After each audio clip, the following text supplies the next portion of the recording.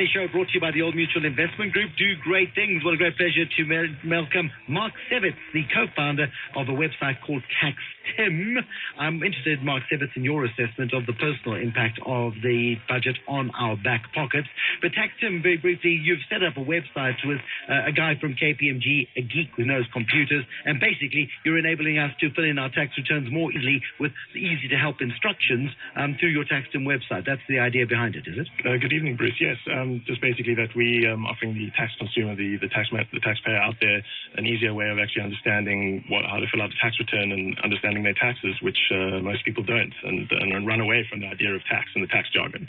Is it bad news for you today that the finance minister announced that he was raising the requirement in terms of filling in a tax return? So previously you had to earn less than 120,000 Rand. You didn't need to fill in a tax return. He's upped that to 250,000 Rand. That's a big market that you're losing out. It is quite a difference, but I think a lot of people out there are looking at other ways of earning income, and that's something that they'll still need to complete in their tax return, as well as medical deductions, retirement, those sort of things, which the 250,000 Rand threshold doesn't actually cater for. I've also sat personally with SARS consultants telling me that you still need to fill out a return regardless of that threshold. So I'm still not sure as to if that's enforceable or not. Okay. Yeah, so that's something to take into account. So we have looked at that, yeah.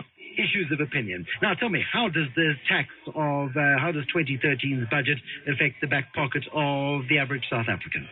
Listening to what Dirk said, it's actually quite interesting. I have to agree with him at some point. Looking at the budget, a 7 billion Rand tax relief is just basically an inflationary measure. Going down the line 5.6%. If you look at all the taxes that have to be paid, the sin taxes and the fuel levy, the huge 23 cents, and the Eskom increase tomorrow, we're actually looking at paying a much higher rate of overall taxes, regardless of the 7 billion Rand relief.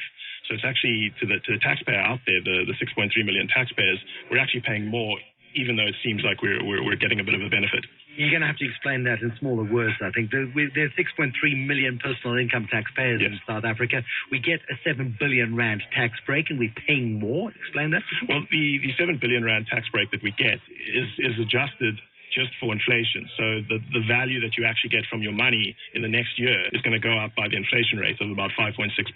That 7 billion Rand that we've been given as a tax break or a relief just covers that. So in effect, it's actually only increasing, allowing you to stay the same with the value of the Rand that you spend without actually putting real value back into your pocket. Okay, so that's a position where we actually, as you would expect in any budget, we're going to be slightly worse off. Yes. The government sees it as a national imperative to part us from our money, doesn't it? I mean, that's part of it. It's got a tax problem in that it's raising less money than it thought it would 12 months ago, and somehow it's got to extract that money from it.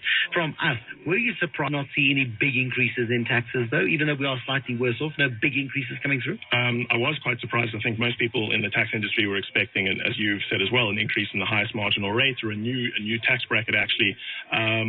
But I think that what the minister did, and he said it quite carefully, is that there are not going to be any tax increases now. And he thanked the taxpayer continuously, and we've seen these ads on the radios and on TV for actually paying taxes and being compliant. But he did warn to say that if we don't get the growth up, then we're going to have to face a higher tax consequence. So I think it was a bit of a saying, contribute more to the economy, get involved, push for growth, and contribute. And you may just be all right. So it's a bit of a give and take. But I was surprised, yes. Yeah, again, we could have seen it be much worse. Yes. Tax revenues, and of course, somebody on the SMS line making the very clear point this evening that South African taxpayers already face such a huge burden as it is in terms of administered costs. Yes. That adding an extra tax without the benefit of going through the process of a tax commission with Dennis Davis at its helm may be adding insult to injury. Definitely, as well as the fact that I think in South Africa we have a huge tax burden, and the taxpayers, the social services and that the taxpayers don't generally get, with high tax burden, and increasing that would just put a huge strain, and it's not something we can look at. Not with the budget where they've actually looked at spending and looked at doing away with some of the spending on other departments. This wouldn't be an entirely popular view, but do we need to regard the money we pay as in tax almost as a donation to the state, as we then go off and pay for our kids' private schooling, private healthcare, and private security?